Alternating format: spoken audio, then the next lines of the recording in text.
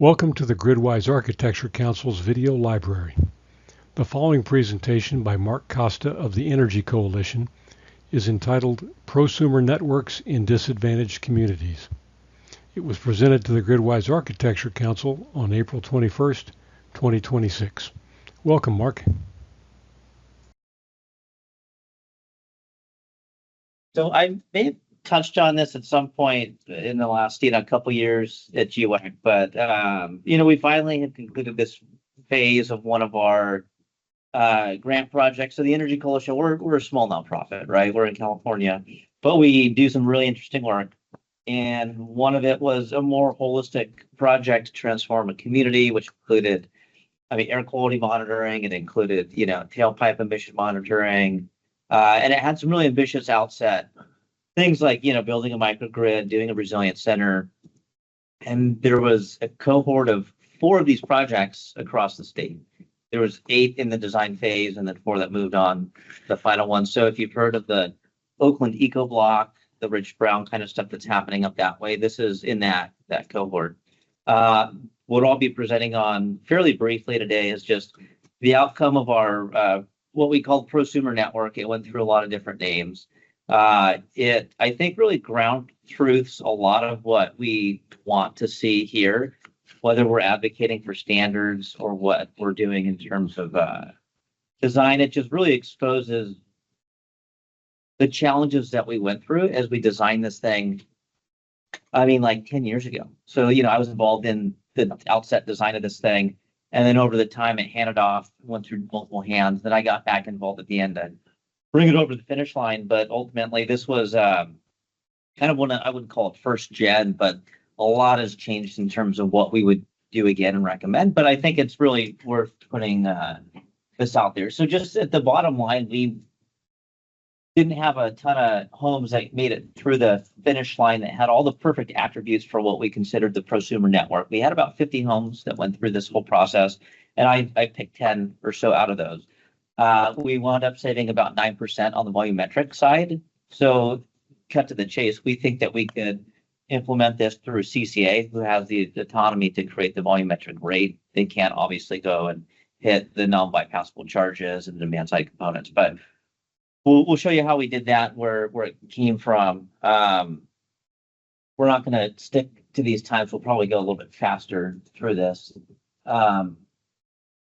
You have time, so Yeah. you do you.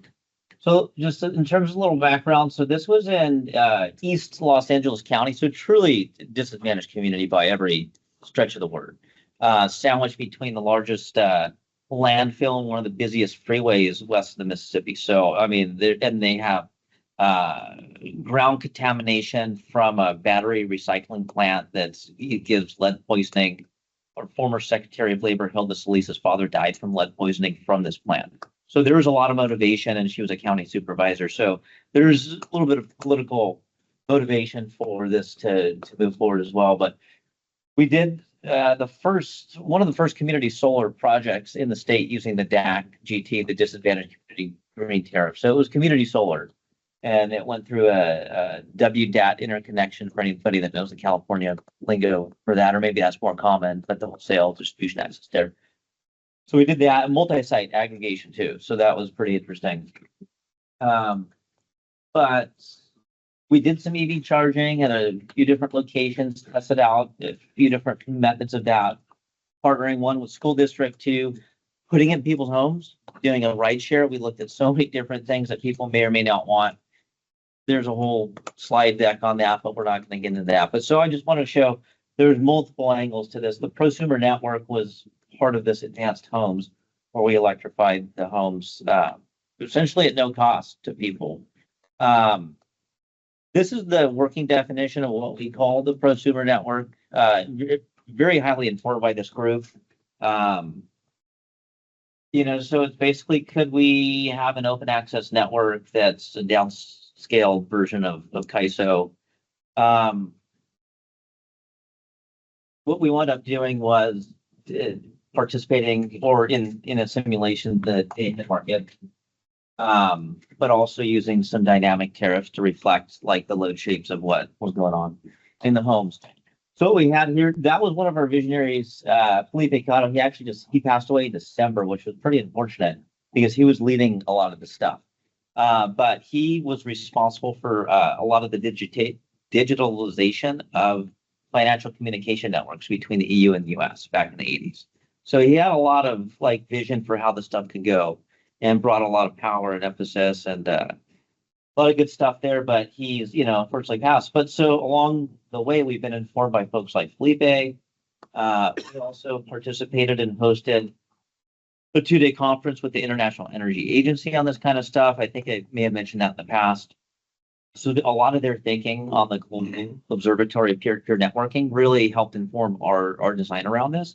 But again, it really exposes I wouldn't say the chasm necessarily, but just the really stark contrast between, I wouldn't call it academia, but what you have in a lit review and what you have with practitioners and what you see in academics or even labs to folks like us try to do it for real. So that's what we'll focus on here. And it's just, sometimes you really need a turnkey solution. We had a really fragmented group of folks. We looked all around the world. I mean, we traveled ultimately to the Netherlands to work with a company called Distro, who's now called Dexco. And they ultimately wound up doing our simulation. Let's not call this system architecture because we're in the presence of people who do that for a living.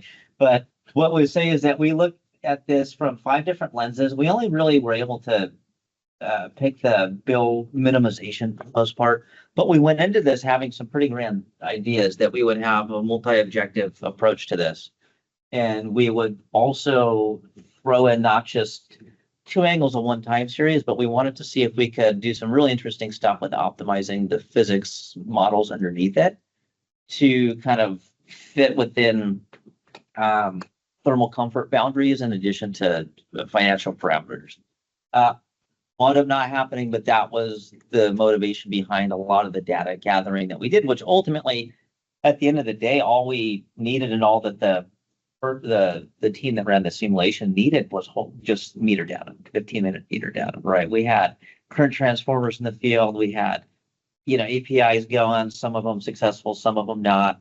At the end of the day, one of the lessons learned, and skipping to the end, was that if you really want to scale this to millions of customers, which it has in part in the Netherlands, is that, you're not going to go audit the home or build a physics model of every home, or you're not going to get the APIs working or CTs in every,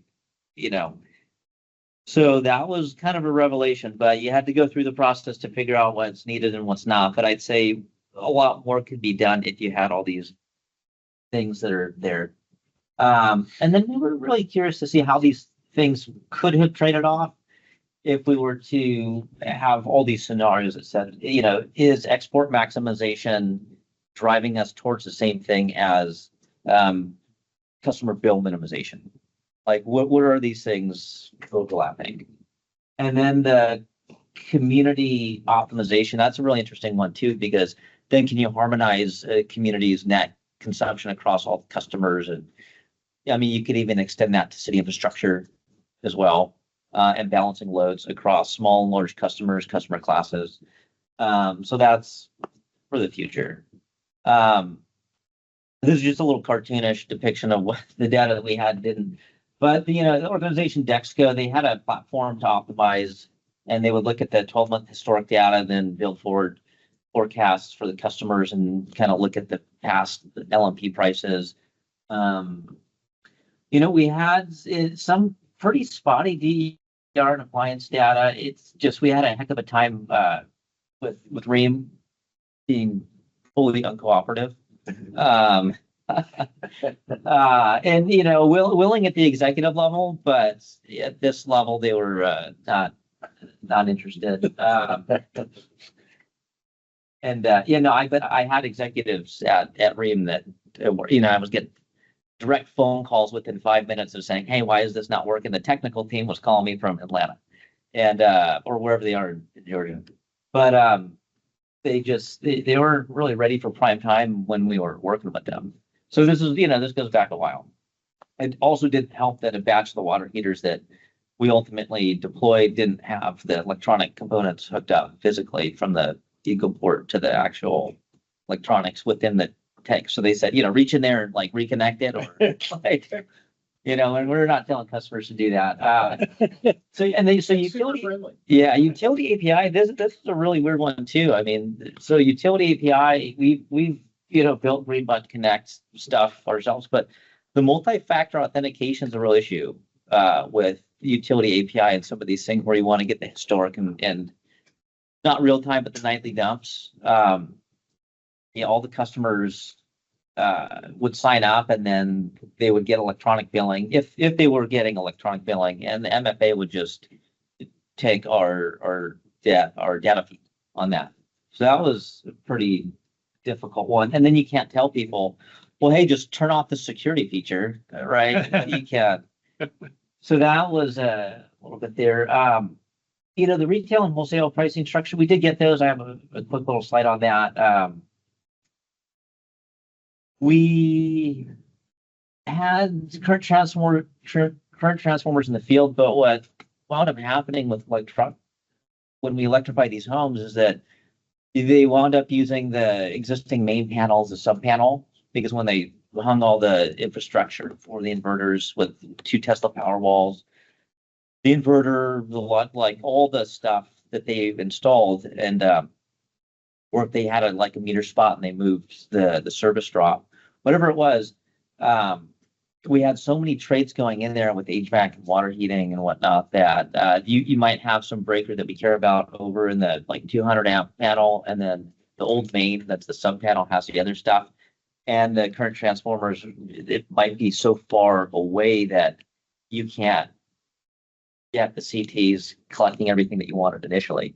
The other thing is that with the companies like Swell who went under, which was another challenge for us, is that they installed their own CTs with Tesla, and those would have primacy over our CTs because batteries and solar wouldn't work because they have these CTs on the mains that the electrician were unwilling to, and said it really advised against, even though we were pushing back. Sometimes it was even a space constraint where they couldn't get those 2 big 200 amp CTs around the mains safely or with the physical space. So that's we have these perfect homes, and then that all goes away. And then you go to the APIs and those don't work. And so ultimately you're left with the whole building data. Just for good measure, we did physics-based energy models under the hood of those. And we were really trying to see if we could, inject some, demand response at different times if we weren't really comfortable turning people's homes and things in them on and off. So we were going to simulate that to get our time series data for this simulation. But ultimately, Dexco from the Netherlands really was not interested in anything but real data. And I understand that. But I thought it would be interesting to kind of play around with that stuff. So I've already talked about this. So the API access, the current transformer issues, the utility data instability. The other thing is we couldn't really get good grid data. So that was the whole thing going into this. Who's going to take this seriously if we're not optimizing for the grid, right? You're just another person that's saying they're doing a VPP and just adding up some numbers in some columns and saying hey, look at this. This is the best thing ever. We just really couldn't get that data. We were hoping for some volt var data.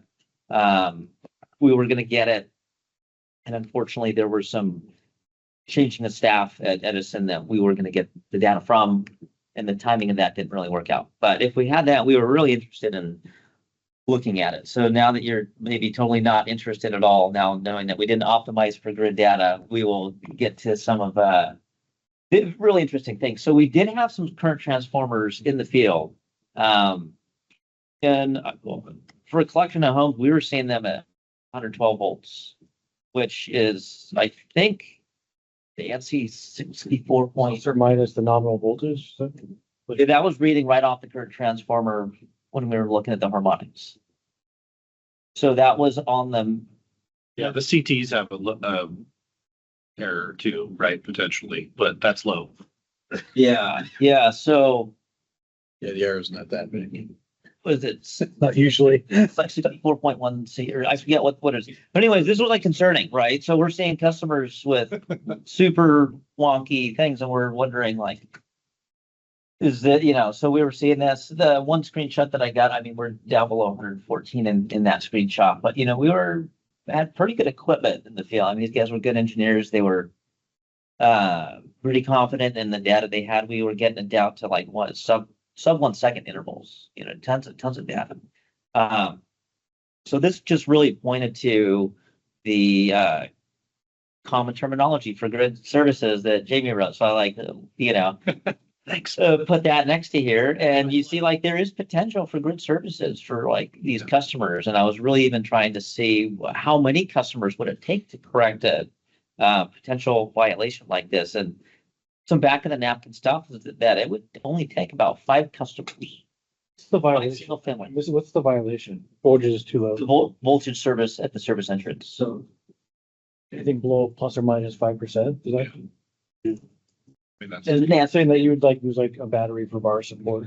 yeah, or an EV from our sport or customer loads, right? Unplug some loads. And at the end of a feeder, that's kind of the same thing that you're seeing is that at the end of a feeder, you can have pretty significant impact. Not much, right?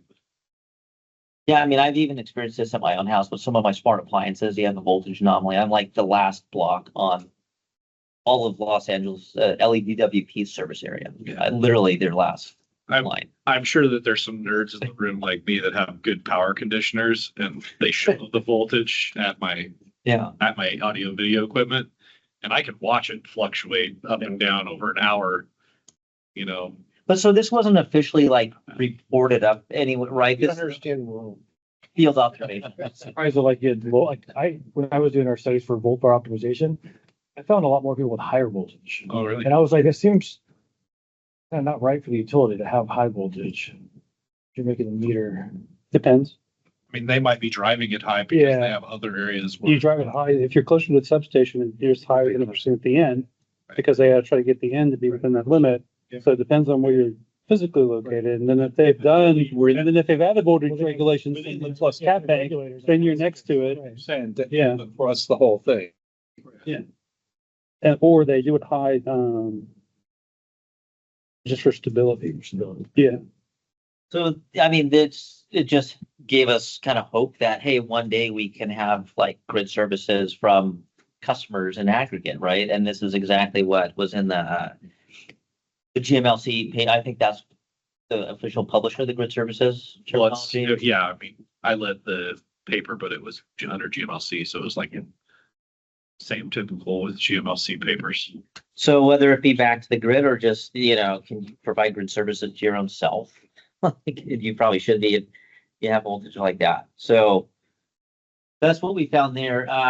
Pretty interesting in terms of like some of the just last stuff. I'll just, one quick note about that community solar. That was a pretty interesting part. CAISO put out some like press releases and blurbs because it was the first in the state in terms of the aggregated front of the meter solar that offered customers a 20% discount. So I wanted to put that in there. This is one of the most interesting things that I like personally found here when I was plotting the retail rate, the avoided cost calculator, what we have the net billing 3 stuff. So the net billing tariff, which is NIM 3 for us. If for disadvantaged customers, it's just a shift upwards in terms of the avoided cost calculator plus a fixed amount. And then I pulled the LMP for this stuff. And what I found was that you would never participate in the wholesale market at the LMP if you're a disadvantaged customer, if you have the ability to get the net compensation from the avoided cost calculator, which is kind of counterintuitive. You would think that those would kind of fluctuate or maybe track with each other, but a few things to point out. The retail prices aren't really tracking with the peaks in the avoided cost calculator, and those also aren't tracking with the LMP prices either. So this is really showing that we have a very severe disconnection in terms of price signals across the entirety of the valuation from retail to wholesale. But that's the wholesale LMP is not including congestion pricing. That's just cost of generation, right? So yeah, so you lose that hardware cost on distribution. Yeah, I'll have to doesn't show up in your wholesale. Think to what represented this. We got this from not the Kaiso Oasis site, but the big company that you get all the grid pricing from, like Grid Status or something like that. You pay like the service fee every month, and you get. Anyways, so that was one thing. But what this allowed us to do is build a price corridor on the retail side. So that's what we operated under, is executing trades between a corridor, and we tried to find a dominant strategy where what is your upper limit and what's your lower limit. So we tried to go through that. Just a couple other things. We did see quite a bit of variation. It's too small to read, but there's quite a bit of variation in the households, even after the DERs, and similarly sized solar storage, right? This could be shading. This could be number of people in the home, a lot of, orientation of the home on the block. The variation was a lot more pronounced than we originally thought. And this is bifurcated in the average winter, summer, and shoulder month. So we look seasonally at these. And then I plotted just the trades, who was net trading and net, who was off taker, who's intaking, what their monetary status was in terms of the transactions. So we plotted all these kind of things, and it was a pretty good split. A lot of variation between who's buying in what months, who's coming out ahead, who's not. In this case, with the presence of all the DERs, so even it was somewhat homogeneous in terms of presence of DERs. You did have a net seller, net buyer, and that might be some algorithm bias, or might be in the underlying load shape. So there's that. I'm going to skip over community solar, and I think that's pretty much the gist of it. A couple of takeaways is, we really need a little bit more standardization. So Ben, really interesting stuff about what you're doing in a couple of weeks with the in-person testing. Stay there. The data access flows, of course, the tariff misalignment, more accessible grid data. And then, of course, all the stuff we're trying to hammer home with the paper that we're working on with Matt and others, the DSO role and framework. A lot of the thinking behind that came from the study in Maine that Lorenzo had done with, I think, some folks in the room that were part of this, and some folks online. And so the other part of this was that equity was, front center here, right? I mean, when you look at the impact that you're having on folks, it's significant. You save somebody $5 a week, a month. I mean, that could be, probably not now, but money for the kid to go to do something, right? It makes a big difference. And the energy poverty, the energy burden here, although there's a really, I'd say, widely, there's a lot of definitions to what energy affordability means right now. This is pretty real in terms of energy affordability challenges and the energy poverty burden for these folks. So that was also another driver, really trying to do the right thing here. And then we think that the CCAs could definitely take this on with their autonomy to pass, the volumetric tariff at their JPA board meeting, right? And this wouldn't be a rate case thing. I just wanted to point out that Hayden Reeve commented that P&L and LPL are working on with CPUC on updated transmission and distribution ACC approaches, if you want to dig into this more. I would love to, and I'll follow up with Hayden, and maybe that's a good point to take any questions and see if you have any additions or follow-ons. I know that we were both booked here, but I think I'm going to stop the presentation here because I think people get the point. What happened here. Just glad to share. Yeah, that technology gap is pretty tricky, right? But there's some square D panels that have some integrated measurement equipment. Pretty good. Do have to break it up a little. Yeah. Yeah. Well, let's partner up on a pilot. Yeah. I didn't get, I could have had, I didn't talk about it, but our home and distribution, but we do have infrastructure with a home where instead of having smart panel, we actually tie the device to the panel. It can connect wirelessly.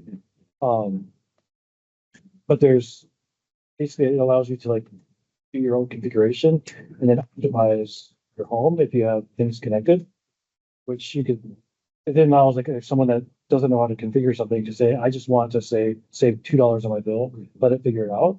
Yeah. And you could do it. And I didn't get into that whole conversation today, just because it's a whole other. It's a whole thing. I mean, at one point we were working with the EPA on the SHEMS because there's nobody had it or pursued it. I mean, we were also working on alternative communication networks. I mean, we had some foreign multinational partnership companies that are in the aerospace industry that work on the IPFS, and they have their own satellites in orbit. That we were trying to work on that communication protocol and make a mesh network through their nodes. So that would have been pretty darn interesting to get that. Again, another partnership that didn't pan out. They didn't specifically deliver, but we were trying to do some really interesting stuff on this. Yeah, but I mean, I think, so we did, when I first started at P&L, we had a connected homes project, not to be confused with connected communities. One of the challenges I saw was researchers wanted to know exactly how that water heater worked, but as you said, you can't do that for each house, right? So now I think we have the AI, the learning capabilities. We have these load disaggregation tools that are out there. Some are better than others we've used, right? But when I started, and I was having these conversations with Hayden's predecessor, Rob Pratt, who led the Transactive program originally. Yeah.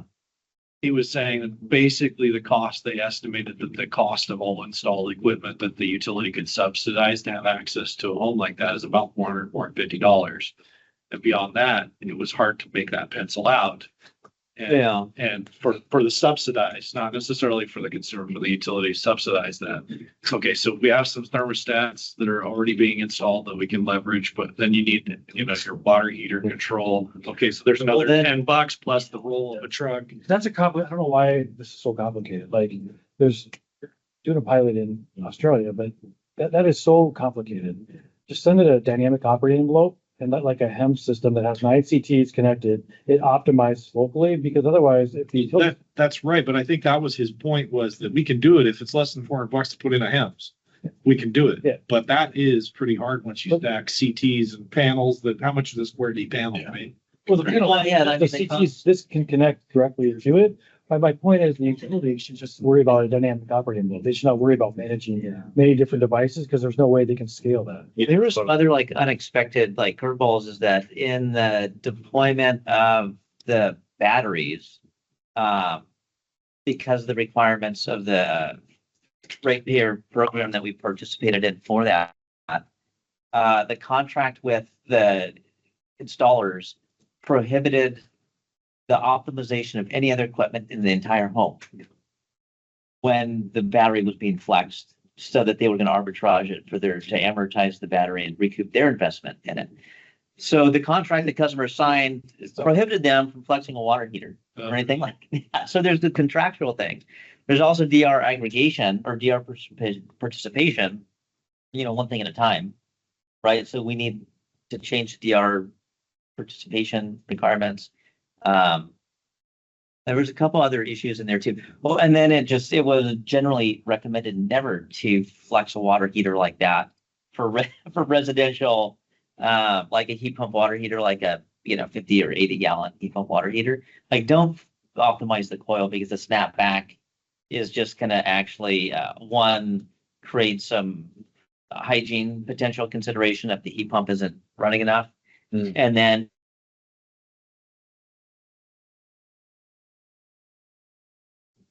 experts that I've talked to a lot said it's not worth flexing water heaters in residential. That type of water heater. Yeah, when you have like a 4 kV coil, I have a 4 kW coil coming on and off, don't even try to. It's not financially worth it, and it's not worth it for the customer, and there's a lot of risk in bill instability. On the Pacific Northwest demo, there were water heaters that were responsive in that project, and they had like an upper and lower coil, and flexibility was just turning off that upper coil, never turning the thing totally off. Yeah. Yeah. I mean, even the New Hampshire Electric Cooperative, I mean, I think they also good incentives on stuff too. So Bruce had a comment in the chat. SCE now has hourly prices different from different every day and locational. Have you looked at those? I haven't circled back and looked at the data for this thing probably a year or so since Bruce Ornum. Is that is Midas starting to actually work now? Midas and CalFuse? You want to speak up to that, Bruce? I don't know that the hourly prices are in the Midas server. They have a price server, but it's broken. It's incomplete, incorrect, and requires authentication. But a colleague of mine put together a public price server that has all the SCE and PG&E prices. Yeah. I've done some analysis on the PG&E prices with the graduate student, and they're actually not very good. They have, in many cases, less dynamic range than the TOU, so there's actually less opportunity to save money.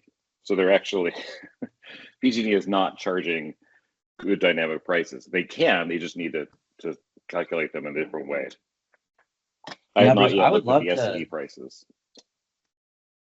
I would love to see that tool if you have it, or if there's like an endpoint we can try and access. But yeah, that would be pretty darn interesting there. And Hayden's a transactive nerd, of course, so he was saying that he'll be presenting on dynamic rates at Cal CCA next month. Well, and he'll find time to talk to you there. The CPUC just opened probably one of the most robust and detailed OIRs. They just passed in the last voting meeting on rates. They've had different like dynamic rate proceedings, but this one is an exhaustive, very ambitious list of questions just about transactive energy and dynamic rates. It's interesting. Well, yeah. To be clear, dynamic rates are transactive energy, so they're not two different things at the same time. There are so many flavors, Bruce. Yeah, there are other types of transactive energy, of course. Absolutely. There are other kinds also. Absolutely. We need a flavor. This could be Bruce and I going back and forth on the conversation. We'll just leave it. I just go by GWAC. I don't do anything else.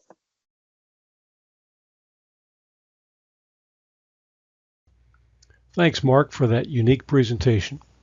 For more information on the GridWise Architecture Council, go to our website at gridwiseac.org, and don't forget to subscribe to our YouTube channel at the site listed. Thanks.